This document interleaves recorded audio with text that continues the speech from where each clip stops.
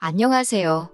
자격지심으로 똘똘 뭉친 어머님께 효자 남편 돌려드린 30대 여성입니다.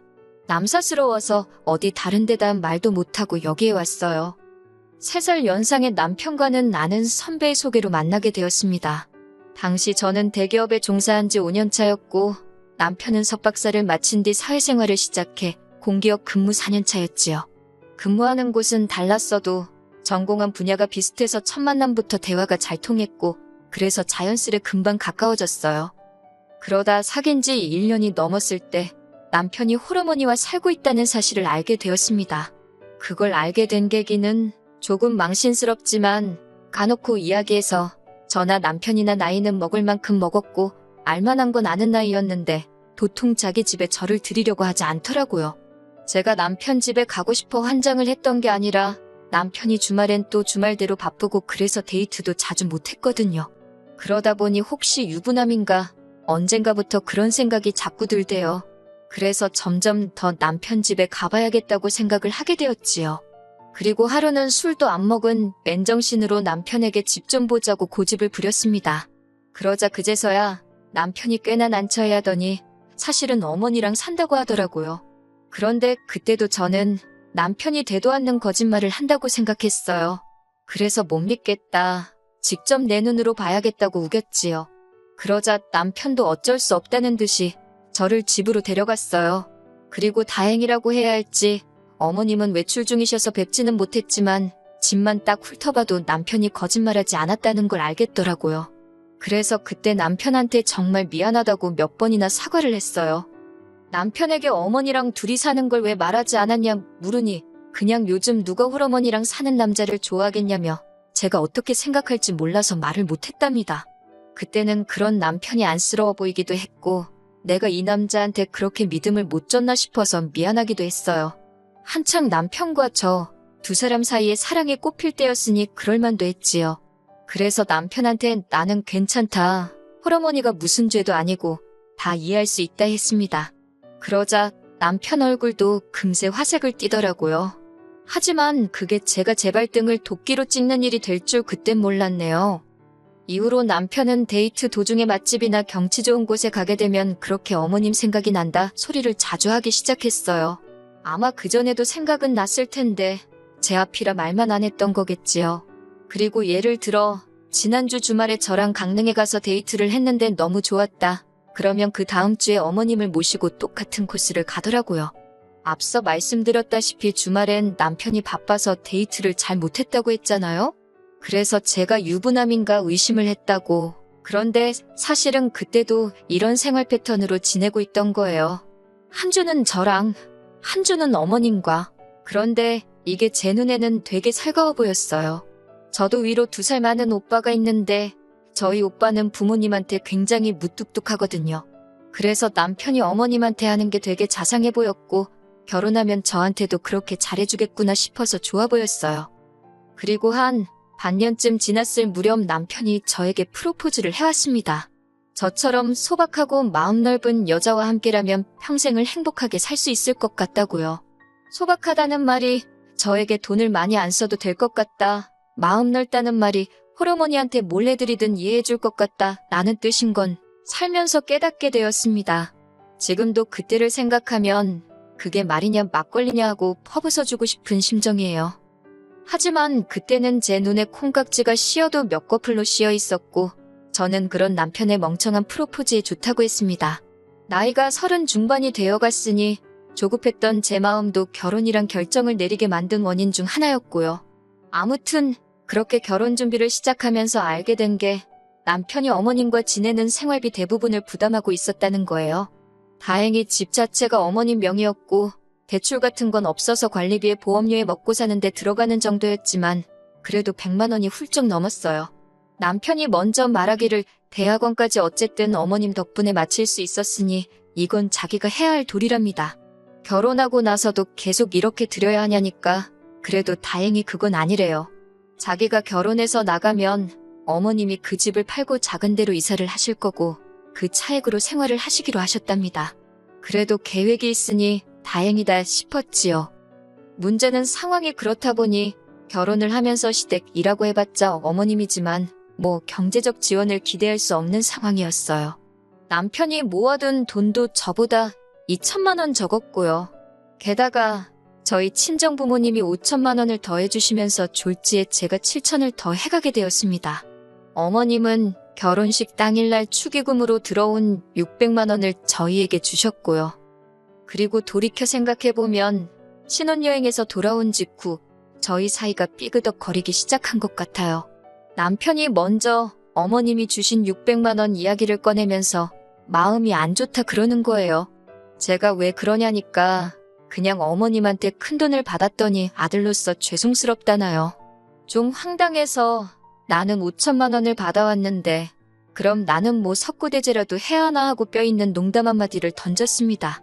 그랬더니 남편이 그런 건 아니라며 말끝을 흐리더니 그래서 말인데 어머님이 주신 600만 원으로 어머님 핸드백이라도 하나 사드리면 어떻겠냐대요. 웬 핸드백이냐고 또다시 물었습니다. 말을 못 알아들어서가 아니라 어이가 없어서 물어본 거예요. 그랬더니 남편이 한다는 말이 저더러 예단 같은 것도 안 했지 않냐면서 그땐 저도 좀 짜증이 나서 내가 돈을 그렇게 해왔는데 예단까지 해오는 건 말이 안 되는 거 아니냐 했습니다. 그리고 우리 이 부분에 대해선 이미 충분히 대화도 나눴는데 갑자기 왜 그러냐고 따지듯 말을 했지요. 그러자 남편이 이제 자기가 벌어오는 돈은 평생 저를 위해 쓸 텐데 그거 핸드백 하나 사드리자는 말이 제가 이렇게 짜증을 낼 일인지 모르겠답니다. 그래서 그러면 친정어머니도 사드리겠다 했어요. 그랬더니 한다는 소리가 장모님은 볼 때마다 핸드백 다른 거 들고 계시던데 꼭 해드려야 되냐는 거예요. 그 말이 어찌나 황당하던지 제가 그러면 어머님은 비닐봉지 들고 다니시냐고 받아쳐버렸습니다. 그랬더니 남편이 저더러 왜 이렇게 예민하냐고 원래 안 이러잖아 이러는데 진짜 화딱지가 나더라니까요.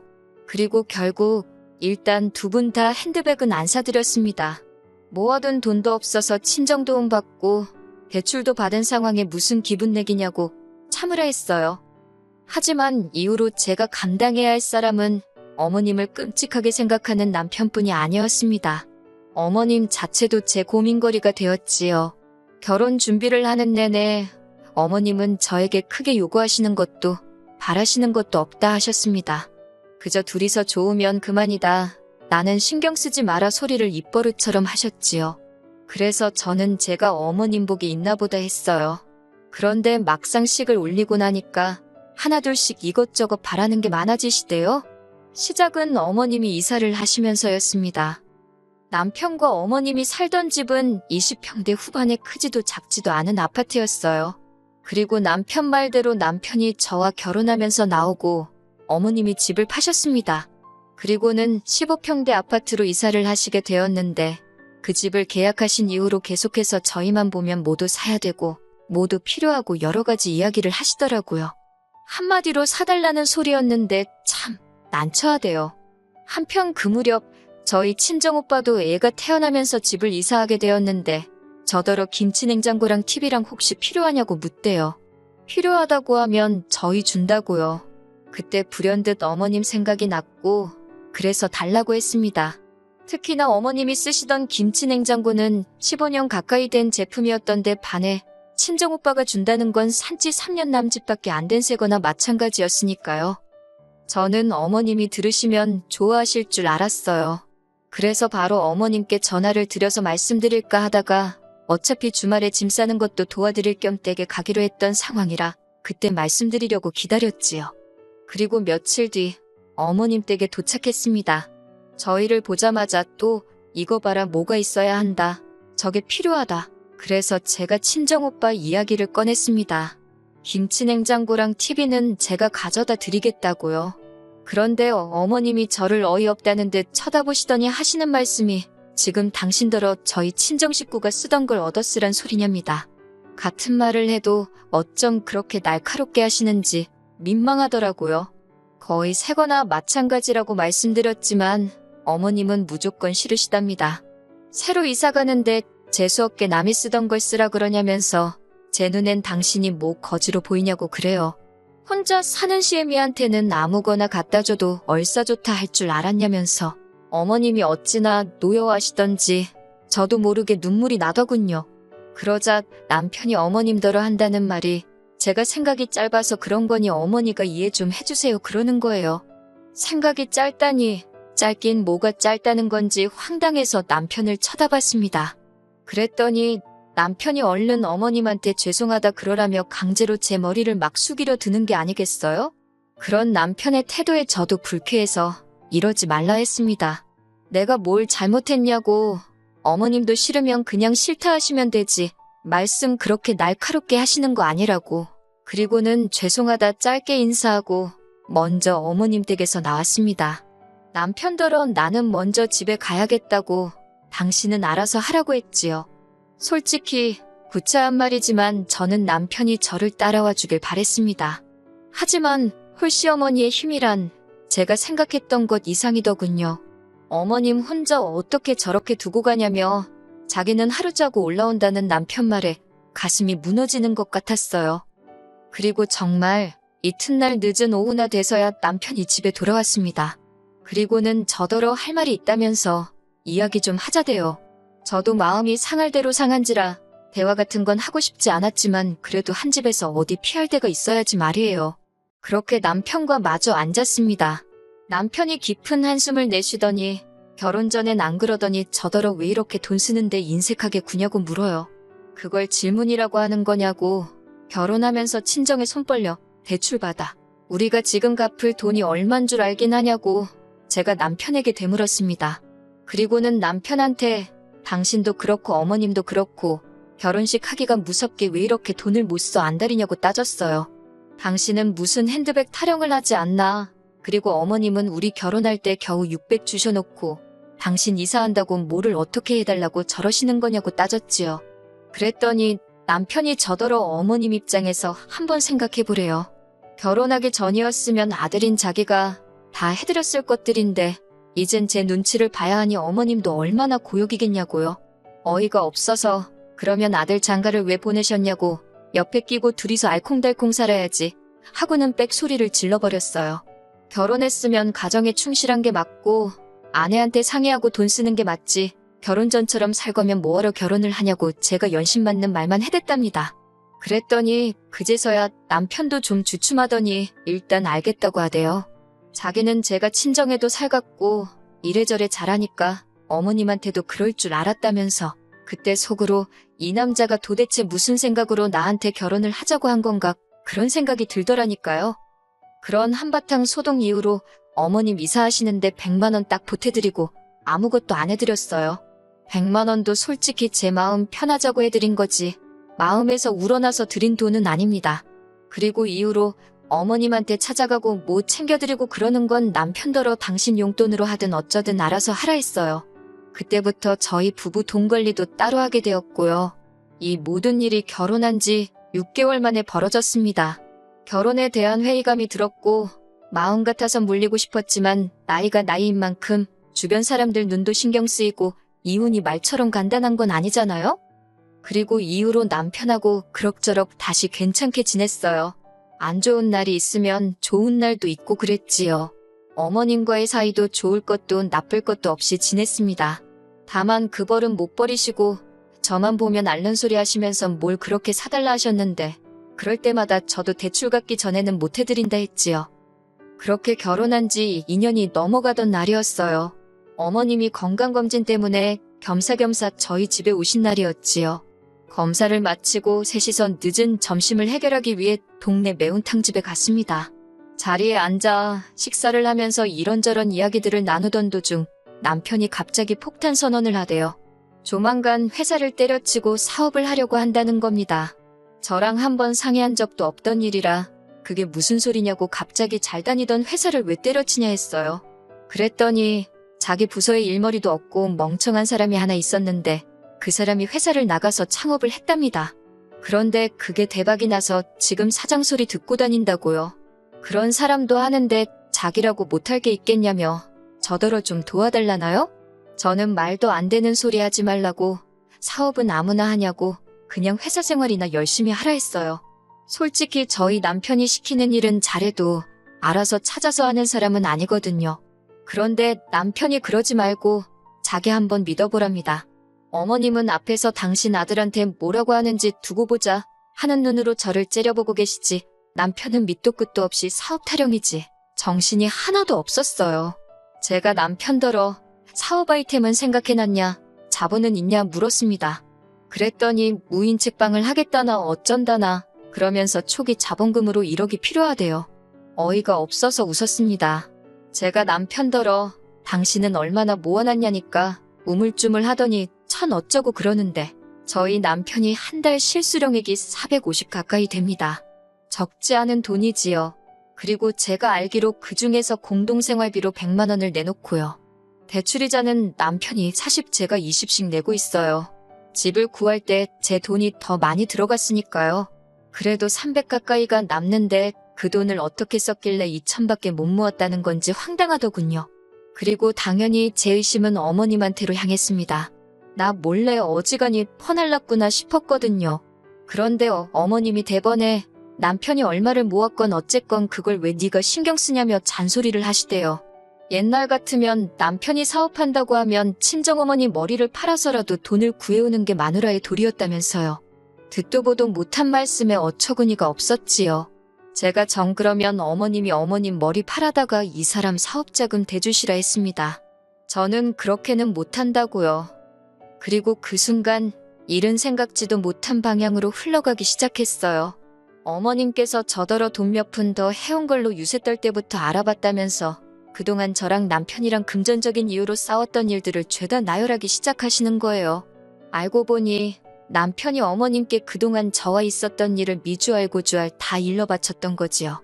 어머님은 어머님대로 제가 당신한테 선물도 안 하고 용돈도 안 드리고 하니까 남편한테 제 흉을 보신 거고, 한마디로 모자지간이 저 하나를 놓고 어지간히 씹고 뜯었던 모양이 돼요.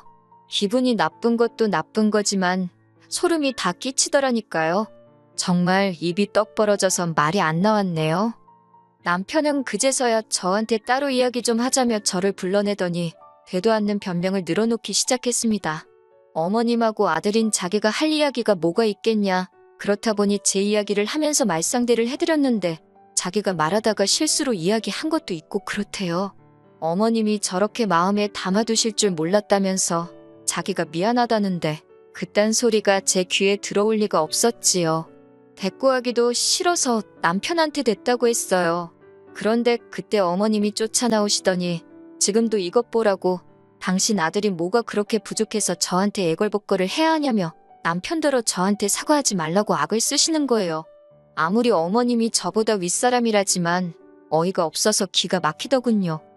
제가 남편더러 남 먼저 가겠다 했어요. 어머님 저러시는 거 못 받아들인다고요. 그랬더니 남편이 이번에도 저더러 먼저 가랍니다. 결혼 초와 마찬가지로 이번에도 남편은 어머님을 저렇게 혼자 두고 못 간다며 저더러 먼저 가라고 했어요. 그때 확실히 깨달았지요.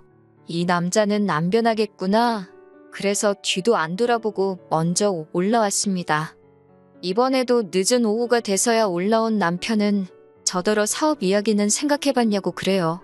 그래서 마지막이다 생각하고 1억을 해주면 나한테 갚을 거냐 물었습니다. 그랬더니 부부 사이에 갚고 말고 그런 게 어딨냐면서 대신 자기가 대박이 나면 저는 사모님 소리 듣고 사는 건데 좋지 않냐고 그래요. 그러면서 혼잣말처럼 그러면 평수 넓은 아파트로 이사도 하고 어머니도 모시고 오면 되겠다나요? 꼴 같지도 않아서 제가 됐다 그랬습니다. 1억 해줄 생각도 없고 어머님을 모시고 오긴 어딜 모시고 오냐고. 그 말에 남편도 발끈해서는 자기가 벌어다주는 돈으로 먹고 살면 어머님 정도는 모시는 게 당연한 거 아니냐는데, 아니 사업을 시작한 것도 아닌데 벌써부터 김칫국을 처먹고 있더라니까요. 그리고 이후로 고민 끝에 저는 남편과 이혼을 하기로 결심했어요. 남편을 납득시키는 건 정말 그 무엇보다도 어려운 일이었습니다. 남편은 자기가 이제 결혼도 하고 안정된 삶을 꾸릴 수 있게 된 만큼 그간 어머님께 받은 은혜에 보답하고 싶었던 것뿐이라며 저도 부모가 있으면서 어쩜 그러냐고 원망을 쏟아냈지요. 하지만 전 남편에게 1순위고 싶었거든요. 그래서 남편더러 더 마음 넓고 이해심 깊은 여자를 만나라 했습니다. 그리고 다행이라고 해야 할지 어머님께서 연락도 없이 집으로 찾아와 저더러 매정하고 못돼 처먹은 X라고 어찌나 욕을 하시던지 그나마 남편한테 남은 정도 다 털게 해주시대요. 금전적인 부분은 비교적 원만하게 남편과 합의를 받고 결국 이혼했습니다. 여기까지 오는데 3년이란 시간이 걸렸어요. 어머님은 지금쯤 다시 당신 품으로 돌아온 아들 때문에 행복하실까요? 남편도 더는 저를 신경 쓰지 않고 원하는 만큼 효도를 할 수 있으니 기쁠 거예요. 그렇지요? 저도 제 행복을 찾아서 다시 한번 떠나보렵니다.